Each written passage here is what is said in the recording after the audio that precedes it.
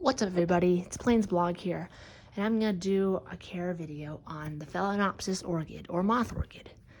So, let's get right to it. These are easy care orchids, and they're very common in grocery stores and everywhere. So, you should be very easy to find them. If you can't, then it's crazy because they're everywhere. So, let's begin. So, first of all, let's talk about watering. So, how to know when to water? Well, that's a good question you ask. It's pretty simple. You see, when in the water is when the roots will turn a silvery gray color like this, and when they are watered, they'll be bright green. Okay, so when they're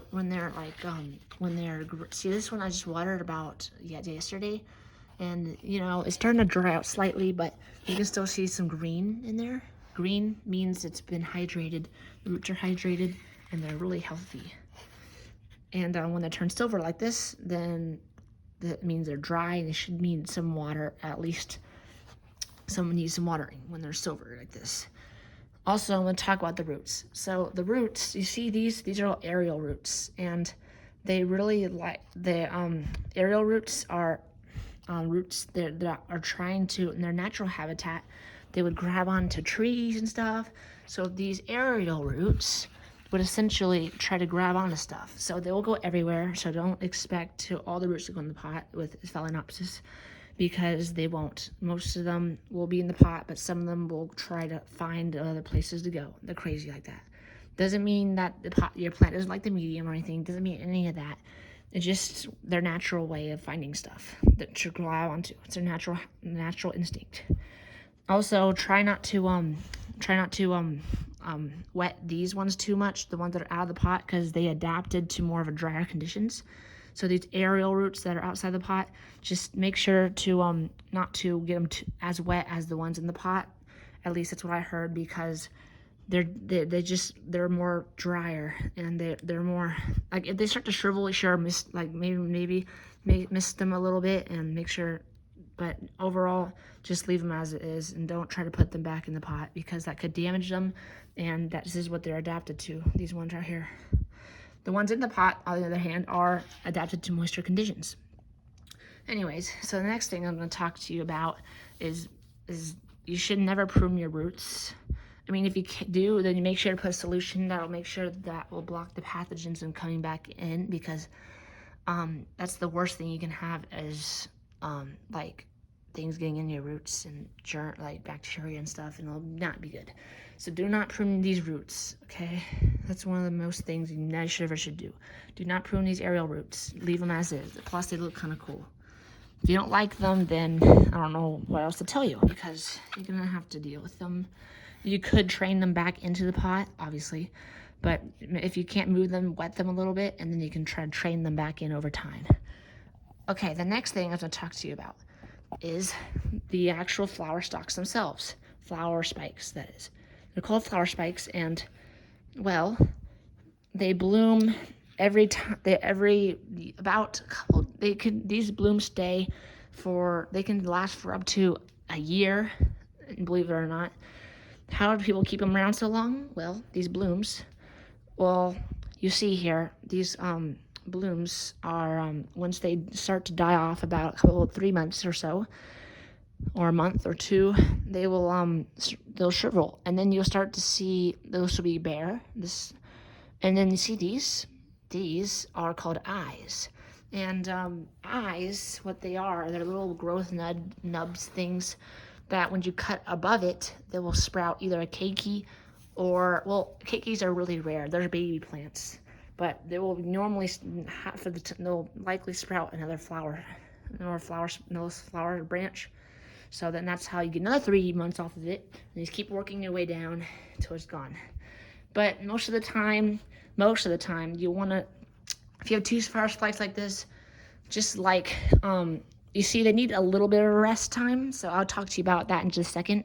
But yeah, that's all you really need to know about these. This is a simple care, but so yeah, just make sure to prune them, and once they dry out, just prune it as closest to the base as possible once this whole thing is dried up. Okay, enough of those. We're going to talk about how to water these things. Unless I already talked about that. Oh yeah, I already talked. Well, actually, I haven't talked to how to water them. So how to water them There are two ways to water them: dunking and, well, submerging, and just watering on top of the soil. I like doing the water on top of the soil because it saves the air pockets in these mediums, because they need lots of air in the roots. That's why they are wood chips instead of soil. And the other reason is, well, that's mainly the reason, is I like to make sure the air pockets stay air pockets and not get too, like, see how it's a very airy medium? I'm gonna keep it that way. These roots need air. So make sure to water them every time the roots turn a silvery color, like this. Don't water when they're green, like up here, like, wait, see how they're green right here? That means they're hydrated. So don't water until they're silver, like that one right here. These ones are silver because these are not yet, when they're really tiny like that, they don't actually absorb water. It's kind of cool. But so yeah, these roots will continue to grow really long, by the way. They'll just keep growing and growing. Next thing I'm going to talk to you about is lighting conditions. These are technically called low light orchids, which means they can tolerate basically this light you see here. This is all they really need. They can also be in bright light, but no direct sunlight. Most important thing, no direct sunlight unless you want burnt leaves, which no one wants. So don't put them in bright sun. Don't put them in like that sunlight right there, because that will ultimately burn their leaves over time. And you can have not just a full day of direct sunlight. Just you can have like an occasional, like maybe 1 hour of direct sunlight, but no more than that, because you might burn the leaves. Okay, let's talk about, let's see, what else can we talk about? Hold on, guys. Let me think. What did I got to talk to you about? Oh, yes, one of the most important things, never get water in the crown. Most important rule of orchids, well, Phalaenopsis at least, most other ones too. Never get water in the crown because that can rot it out. And that is not good. That can, you'll rot it out over time if the water pools in between the leaves and on top. So just make sure to water around the leaves. Don't put water on the leaves. Oh yes, that just reminded me. The most questions people have when they're new is how to make them rebloom. Well, let me tell you about the flower cycle and everything, how they grow. So after the blooms are done completely, like dried to the bone, down to the ground, what's next is going to happen is vegetative growth, which means leaves. Once the leaves start to grow, after these, and leaves and roots will start to grow. So start seeing green tips on these when they start growing more. And then once in the vegetative growth, you gotta fertilize. So just get a orchid fertilizer. And I can't tell you how much it needs because each orchid is different. But just find one, find a perfect amount of fertilizer, perfect for your orchid, how big the pot is, and just how much roots it has, and overall general like that. But what I'm talking about is vegetative growth. These will grow about 2 leaves a year. And the flower spikes will only come out the sides, so the more leaves, the better you have.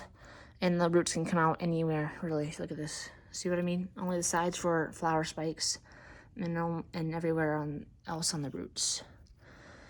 So that is basically all the easy general care for orchid. All you really need to know to basically care for them. Easy light, water, how to water, and just general tips. Also, if you have pests, you can take care of those by, just make sure to take a look at your orchids and make sure they don't get any, bugs. That would not be good. Also, if you get dust on these leaves, only wipe up the above side, because this is where the other side's where they breathe. So don't clog those pores up underneath. Just only, dust the outsides of the leaves when they collect dust, because they will. Also, as you can tell, I was about to tell you about the potting medium. They can come into 2 or 3 different types: moss, sphagnum moss, wood chips, or what's the other one? Just rocks in general. Or they can be free. They don't have to actually have a medium at all. Some of them don't have a medium. But if yours comes in a medium like this, then keep it in one, and always repot it in the same type of mix. This is just wood chips for orchids, just wood chip bark. Also, so that's all really for the soil because they don't grow in soil. As you can tell, there's also air holes on here because they like lots of air in their roots because that's what they are. They grab on the trees and they don't exactly grow underground. They grow on top of things. So yeah, guys, I might do a update. I might get another orchid in about another year or so, and I'll do another care video on that. But other than that, that's how you take care of them. And I'm gonna do updates on this orchid every couple of months. How it's doing. All right, guys. See you in the next one.